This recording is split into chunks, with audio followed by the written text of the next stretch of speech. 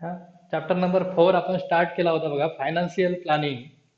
आणि यामध्ये आपण जीएसटी कसा कॅल्क्युलेट केला जातो हे आपण बघितलं होतं. जीएसटी म्हणजे काय, त्याचे दोन प्रकार कोणते आहेत, हा हे आपण बघितलं. सर्व्हिसेसवर असेल तर वेगळा, आणि गुड्सवर असणारा जो टॅक्स आहे तो वेगळा. हा, असे दोन प्रकार त्यामध्ये बघितले. आता आपल्याला पुढचा जो पॉईंट बघायचा आहे तो म्हणजे जीएसटी इन ट्रेडिंग चेन. आता ऍक्च्युली कोणतीही वस्तू ज्यावेळी आपण बाजारात विकत घेतो ती बऱ्याच वेळा या चेन थ्रू आलेली असते. अशा प्रकारची एक चेन आपल्या मार्केटमध्ये असते ना. त्यामध्ये अगदी सुरुवातीला टॉप लेवलला ते म्हणजे मॅन्युफॅक्चरर, म्हणजे वस्तू ती बनते एखाद्या कारखान्यामध्ये, हा तो मॅन्युफॅक्चरर. त्यानंतर ती वस्तू, तो मॅन्युफॅक्चरर असतो तो डायरेक्ट काय मार्केटमध्ये तो विकत नाही, तो होलसेलरला देतो. नंतर होलसेलर असतो तो रिटेलरला, दुकानदारापर्यंत येते, दुकानदाराकडून मग आपल्या कस्टमरपर्यंत येते. आता या प्रकारची जी चेन असते त्यामध्ये कशा प्रकारे जीएसटी कॅल्क्युलेट केला जातो यासाठी एक एक्झाम्पल तुमच्या पेज नंबर 88 वर हा सुंदर दाखवलेला आहे. हा, तेच मी फक्त तुम्हाला सांगतोय. समजा मॅन्युफॅक्चररने एखादी वस्तू तयार केली आणि ती 200 रुपयाला समजा होलसेलरला विकली, आणि या वस्तूवर समजा 12% एवढा जर जीएसटी असेल, 12%, तेच सेम एक्झाम्पल मी घेतोय मुद्दा. हा, 12% एवढा जर जीएसटी असेल तर ज्यावेळी मॅन्युफॅक्चरर ही होलसेलरला वस्तू विकणार 200 रुपयाची, तर 200 रुपयाचे 12% म्हणजे किती होणार, याची आपण काढू शकतो बघा. 200 गुणिले 12/100. हा, हे 0 0 कॅन्सल, 12 दुणे 24 रुपये. हा, एवढा जीएसटी त्याला मिळणार, होलसेलर त्याला देणार. म्हणजे 200 रुपये देणार प्लस 24 रुपये देणार, म्हणजे 224 रुपयाला ती होलसेलरला मिळणार. हा, मग हे 24 रुपये जे मॅन्युफॅक्चररला एक्स्ट्रा मिळणार आहेत, ऍक्च्युअली किंमत 200 रुपयेच आहे. 24 रुपये हा त्याला त्यावर टॅक्स मिळालेला आहे. हा टॅक्स 24 रुपये एवढा टॅक्स जो आहे, 24 रुपये, हा तो जीएसटी म्हणून पे करणार. हा, त्यातला आता निम्मे भाग जो आहे तो 12 रुपये हे स्टेट गव्हर्नमेंटला जातील, 12 रुपये हे सेंट्रल गव्हर्नमेंटला जातील. हा नंतरचा भाग आहे, पण 24 रुपये एवढा टॅक्स त्याने भरलेला आहे. त्यानंतर होलसेलर काही 200 रुपयाची वस्तू 200 रुपयालाच आपल्याला विकणार नाही आहे. तो आपलं कमिशन काढून समजा त्याने ती वस्तू 300 रुपयाला विकली, कोणाला, रिटेलरला म्हणजे दुकानदाराला. तर आता या 300 रुपयाचे 12% एवढा जीएसटी जो आहे ना तो रिटेलर याला देणार आहे. हा, होलसेलरने किती रुपये दिले, 24 रुपये दिले. हा, आता याच्यात 300च्या 12% म्हणजे 12 त्रिक 36, जसं इथे आपण 12 दुणे 24 केलं तसं सेम होणार. 12 त्रिक 36 रुपये एवढा जीएसटी जो आहे तो रिटेलर होलसेलरला देणार पे करण्यासाठी. मात्र या 36 रुपयापैकी 24 रुपये त्याने आधीच भरलेले आहेत. कोणी, होलसेलरने 24 रुपये आधीच टॅक्स भरलेला आहे कोणाकडे, मॅन्युफॅक्चररकडे, आणि तो गव्हर्नमेंटपर्यंत गेला सुद्धा, मॅन्युफॅक्चररने ते गव्हर्नमेंटला दिलेला आहे. मग वरचे किती रुपये त्याने जादा घेतला टॅक्स, 24 रुपयाच्या वर जादा अजून किती टॅक्स मिळाला, तर 12 रुपये. म्हणजे 36 वजा 24 म्हणजेच 12 रुपये एवढा जो टॅक्स आहे तो होलसेलर काय करणार, सेंट्रल गव्हर्नमेंटला भरणार. पहिले 24 रुपये कोणी भरले, मॅन्युफॅक्चररने, कारण ते 24 रुपये ह्याने याला दिले होते मॅन्युफॅक्चररला, त्यामध्ये 24 रुपये भरले. आता हे 12 रुपये पुन्हा ते जीएसटी म्हणून इकडे भरले. पहिले 24 भरले, नंतर 12 भरले. आता रिटेलर पुन्हा काय करणार, 300 रुपयाची वस्तू समजा त्याने कस्टमरला 400 रुपयाला विकली. हा, तर याच्या पुन्हा 12% म्हणजे 12 चौक 48 रुपये. हा, काय करणार, कस्टमर याला देणार किती रुपये, 48 रुपये रिटेलरला देणार. मात्र रिटेलरने आधीच 36 रुपये टॅक्स भरलेला आहे. मग तो आता अजून किती भरणार, तर रिटेलर जो आहे तो 48 वजा 36 म्हणजे पुन्हा 12 रुपये जीएसटी भरणार. हा, आणि कस्टमरने किती रुपये दिले? 48 रुपये दिले. म्हणजे याला ही वस्तू जी आहे ती 448 रुपयाला मिळणार.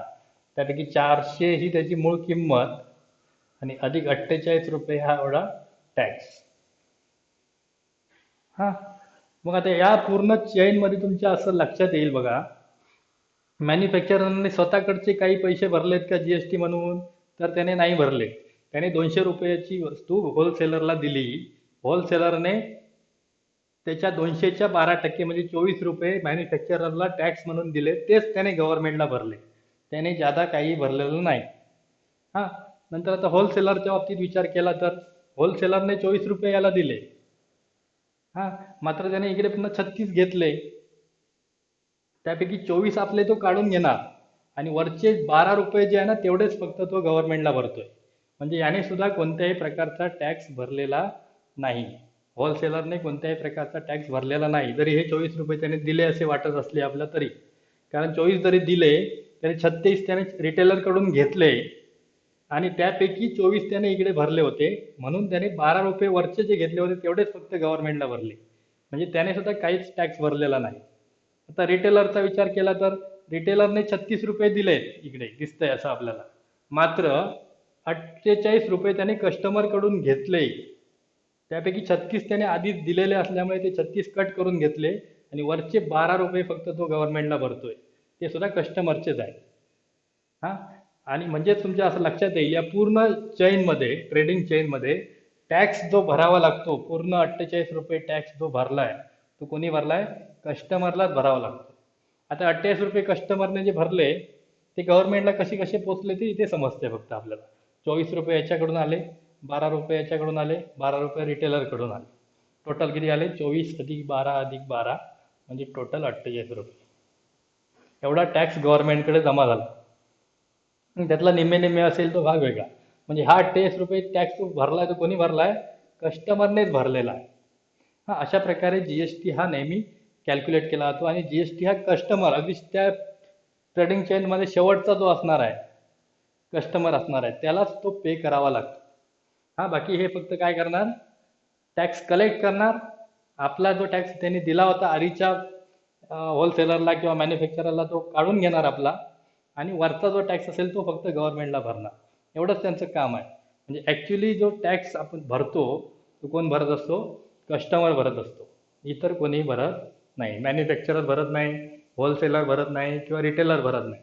कस्टमरच भरतो, मात्र यांच्या मार्फत तो टॅक्स जातो. हा, अशा प्रकारे ही पूर्ण चेन असते. ऐकू येतंय तुम्हाला?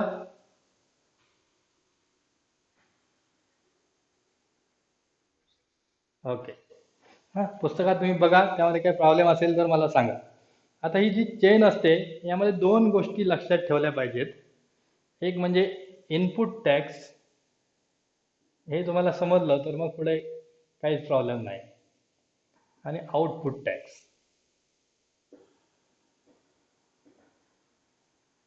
आता इनपुट टॅक्स क्रेडिट असा शब्द आहे बघा खरं. इनपुट टॅक्स क्रेडिट आणि आउटपुट टॅक्स म्हणजे काय? तर एखादी गोष्ट किंवा एखादी वस्तू ज्यावेळी आपण विकत घेतो आणि त्यावेळी जो टॅक्स भरतो त्याला म्हणायचं इनपुट टॅक्स. कारण ती विकत घेतोय, आपल्याकडे घेतोय, आपल्याकडे येते, म्हणून त्याला इनपुट टॅक्स असं म्हणायचं. आणि ज्यावेळी एखादी वस्तू आपण विकतो त्यावेळी जो टॅक्स आपल्याला मिळतो दुसऱ्याकडून त्याला म्हणायचं आउटपुट टॅक्स. आता फॉर एक्झाम्पल बघा, या ठिकाणी होलसेलरच्या बाबतीत जर आपण विचार केला तर होलसेलरने मॅन्युफॅक्चररकडून ज्यावेळी खरेदी केली ही वस्तू 200 रुपयाला, त्यावेळी 24 रुपये हा टॅक्स त्याने भरलाय. याला म्हणणार आपण इनपुट टॅक्स. ज्यावेळी खरेदी करतोय आपण एखादी वस्तू त्यावेळी जो टॅक्स भरला जातो, परचेसिंगच्या वेळी जो टॅक्स भरला जातो त्याला म्हणायचं इनपुट टॅक्स. आणि विकताना हीच वस्तू 200 त्याने विकताना त्याला किती रुपये मिळाला टॅक्स? तर 36 रुपये मिळाला. याला म्हणायचं आउटपुट टॅक्स. हा, आता टॅक्स पेएबल त्यावरून असा फॉर्म्युला आहे. Tax payable is equal to output tax minus input tax, त्याला शॉर्टकटमध्ये आपण ITC असं पण म्हणतो, इनपुट टॅक्स क्रेडिट. हा फॉर्म्युला लक्षात ठेवायचा. इथे समजतंय बघा, आपल्या होलसेलरने किती टॅक्स त्याला भरावा लागला, 12 रुपये भरावा लागला, आपण बघितलं इथे. 12 रुपये त्याला भरावा लागला गव्हर्नमेंटला. तो कसा काढला त्याने, तर त्याचा इनपुट टॅक्स होतो 24, कारण त्यांनी 24 रुपये खरेदीच्या वेळी टॅक्स पे केलेला होता आणि विक्रीच्या वेळी त्याला मिळाला 36 रुपये. हा output tax minus input tax is equal to tax payable. याने टॅक्स ऍक्च्युअली किती पेड केला, 12 रुपयेच गव्हर्नमेंटला डायरेक्ट पेड केलाय. तो कसा काढणार आपण, तर output tax minus input tax. पुन्हा एकदा सांगतो बघा, इनपुट टॅक्स कशाला म्हणायचं, ज्यावेळी आपण एखादी वस्तू खरेदी करतो त्यावेळी जो टॅक्स भरला जातो त्याला म्हणायचं इनपुट टॅक्स. आणि ज्यावेळी आपण एखादी वस्तू विकतो त्यावेळी समोरच्याकडून आपल्याला मिळणार आहे तो टॅक्स, त्याला म्हणायचं आउटपुट टॅक्स. वस्तू बाहेर जाते, आउट जाते, असं लक्षात ठेवा तुम्ही. वस्तू बाहेर जाते, विकतोय आपण, त्यावेळी जो टॅक्स मिळणार त्याला आउटपुट टॅक्स म्हणायचं. आणि वस्तू आपण घेतोय, खरेदी करतोय, आपल्याकडे येते, त्याला म्हणायचं इनपुट टॅक्स. लक्षात राहील हे दोन शब्द. ओके. आता यावरच पूर्ण प्रॅक्टिस सेट जो 4.2 आहे तो कम्प्लीट याच्यावर आधारित आहे. आपण काही एक्झाम्पल त्यामधली घेऊया. प्रॅक्टिस सेट 4.2 त्याच्यामध्ये काही सोडवून दाखवलेले एक्झाम्पल आहेत, काही ऍक्टिव्हिटीज रिकाम्या जागा सोडून तिने दाखवलेल्या आहेत, त्या तुम्ही कम्प्लीट करण्याचा प्रयत्न करा. एक्झाम्पल नंबर 1 आहे बघा, त्यामध्ये Chetna store paid total GST of ₹1,05,000.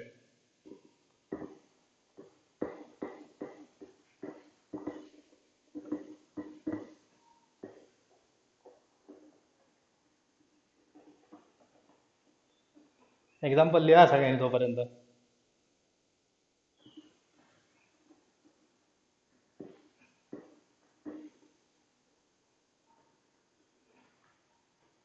Chetna store paid GST paid ₹1,05,000 at the time of purchase and collected GST collected, ज्यावेळी त्याने विक्री केली त्यावेळी त्याला मिळाला असणार ₹1,22,500 at the time of selling during 1st of July 2017 to 31st July 2017, म्हणजे 1 महिन्यामध्ये. Find the GST payable by Chetana store. GST payable आपल्याला काढायचं आहे. आता जो फॉर्म्युला बघितला आहे त्यानुसार GST payable is equal to output tax minus input tax credit. Input tax credit असं पण म्हणतात, त्यावरून पण लक्षात ठेवायला. क्रेडिट म्हणजे त्याला मिळणार आहे. तो भरला आहे त्याने, मात्र तो त्याला मिळणार आहे. किती भरला होता त्याने, 1,05,000 रुपये एवढा टॅक्स त्याने भरला होता. कधी, परचेस करताना. मग त्याला आपण काय म्हणणार, इनपुट टॅक्स क्रेडिट. आणि आउटपुट विकताना, ज्या वस्तू त्याने विकल्या, बाहेर दिल्या, त्यावेळी त्याला टॅक्स किती मिळाला, 1,22,500. तर ऍक्च्युअली त्याने टॅक्स किती पे केला गव्हर्नमेंटला हे आपल्याला काढायचं. सोपं आहे बघा. आउटपुट टॅक्स आपल्याला माहिती आहे, ह्याला आपण आउटपुट टॅक्स म्हणणार. 1,22,500 वजा 1,05,000. उत्तर किती येणार सांगा, 22,000. ₹22,000. एवढं ते सोपं आहे. फक्त आपल्याला दोन हे शब्द मात्र व्यवस्थित समजले पाहिजेत. कोणते, आउटपुट टॅक्स आणि इनपुट टॅक्स क्रेडिट. पुन्हा पुन्हा मी सांगतोय बघा, इनपुट टॅक्स क्रेडिट याचा अर्थ काय? ज्यावेळी आपण एखादी वस्तू विकत घेतो त्यावेळी जो टॅक्स आपण पेड करतो, पेड केलेला असतो, हा जो आहे याला म्हणायचं इनपुट टॅक्स. आणि ज्यावेळी आपण ती वस्तू विकणार त्यावेळी आपल्याला दुसऱ्याकडून मिळणार टॅक्स, त्याला म्हणायचं आउटपुट टॅक्स. हा, आणि output tax minus input tax. Minus का करतो? कारण हा ऑलरेडी आपण भरलेला आहे. 1,05,000 रुपये आधी आपण भरलेला आहे गव्हर्नमेंटला, किंवा त्याच्या आधीचा जो असेल, हा जो दुकानदार असेल त्याच्या आधीचा होलसेलर असेल किंवा मॅन्युफॅक्चरर असेल, त्याला त्याने ह्या दिलेला आहे आणि तो गव्हर्नमेंटला पोहोचलेला. हा, त्यामुळे फक्त वरचा जो आहे या दोघांमधला फरक, वरचा जो जादा मिळालेला आहे तो तेवढाच टॅक्स तो पेड करणार आहे गव्हर्नमेंटला. हा, म्हणून या दोघांमधला फरक काढतो आपण, आणि तो फरक आहे 22,000. येते लक्षात?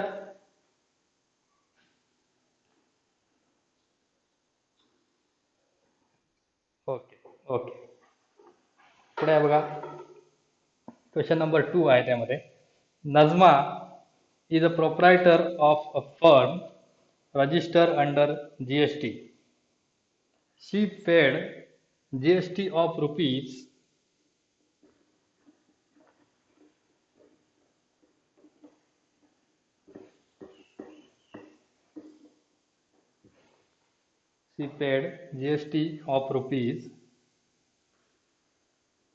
12,500. Yeah, GST paid.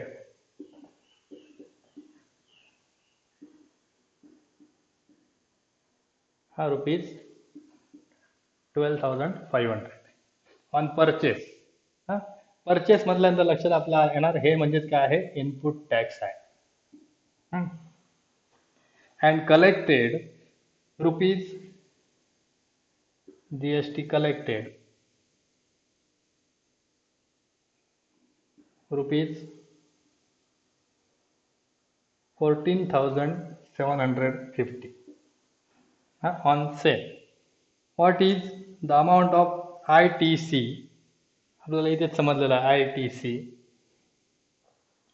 to be claimed, and what is the amount of GST payable? सोपं आहे बघा. ITC किती? तर त्याने तो पेड केलेला आहे तो आपला काढून घेणार आहे.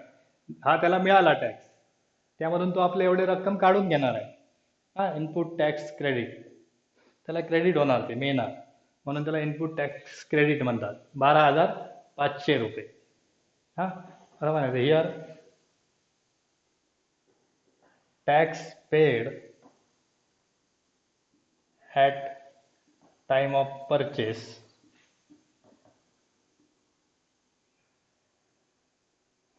is equal to rupees 12,500. Therefore, ITC is equal to rupees 12,500. याला तर इनपुट टॅक्स. आता टॅक्स पेएबल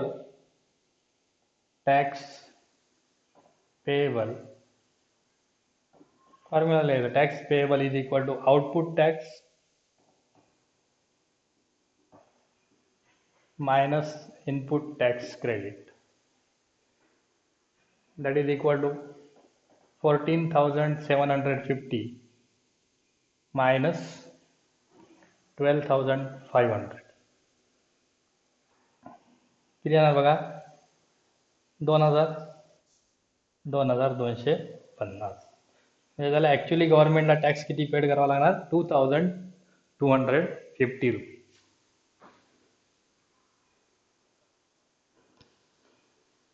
ओके, समजतंय तुम्हाला? हो, okay okay.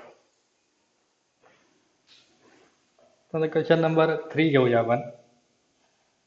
Amir enterprise purchase chocolate sauce bottles and paid GST of rupees 3,800.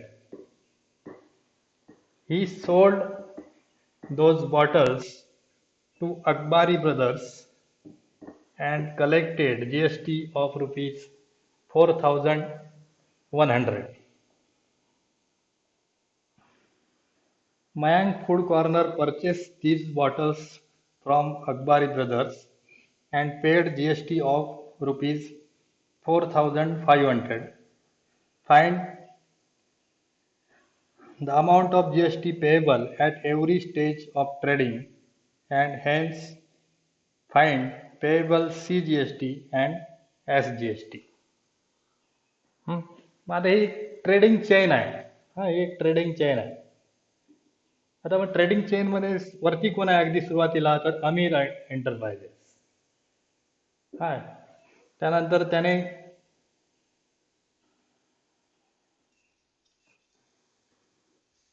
कोणाला विकलंय तर अकबारी ब्रदर्स. हा आणि त्याच्या पुढे शेवटी आहे मयांक. हा मयांक फूड कॉर्नर आणि ह्याच्या पण वरती इथे कोणतरी मॅन्युफॅक्चरर आहे. हा ते दिलं नसलं तरी तिथे आहे मॅन्युफॅक्चरर आहे कारण त्याच्याकडून त्यांनी खरेदी केलेलं आहे.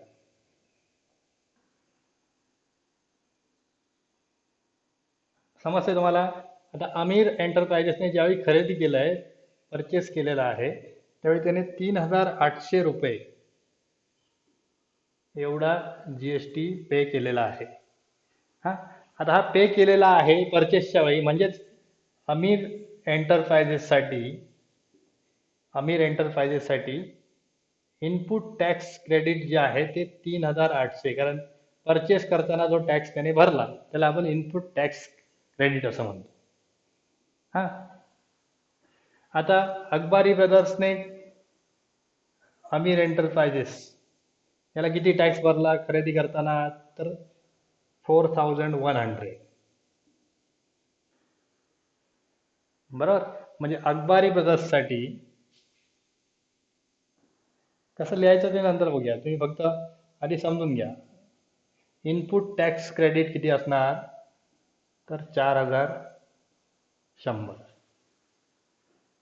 हा आणि शेवटी मयांक फूड कॉर्नरने ज्यावेळी खरेदी केलं आहे अकबारी ब्रदर्सकडून त्यावेळी त्याने टॅक्स भरलेला आहे 4,500 रुपये. हा मग शेवटचा जो आहे मयांक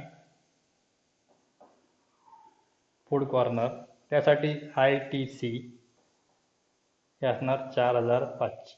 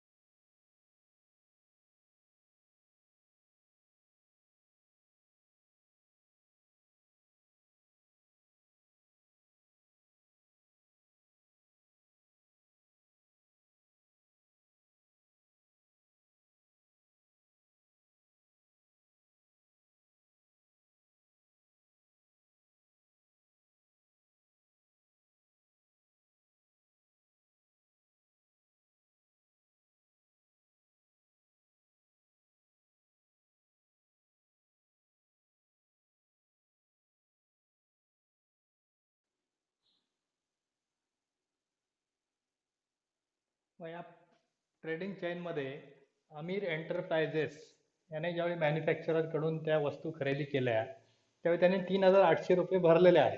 म्हणजे त्याचं इनपुट टॅक्स क्रेडिट जे आहे, ज्यावेळी परचेस करताना जो टॅक्स भरला जातो त्याला आपण इनपुट टॅक्स क्रेडिट म्हणतो, ते 3,800 रुपये आहे. मात्र त्याने ज्यावेळी ते सेल केलंय अकबारी ब्रदर्सला, त्यावेळी त्याने 4,100 रुपये एवढा टॅक्स कलेक्ट केलेला आहे. Tax collected is ₹4,100. And therefore, GST payable for Amit Enterprises is equal to output tax minus input tax. That is equal to ₹300.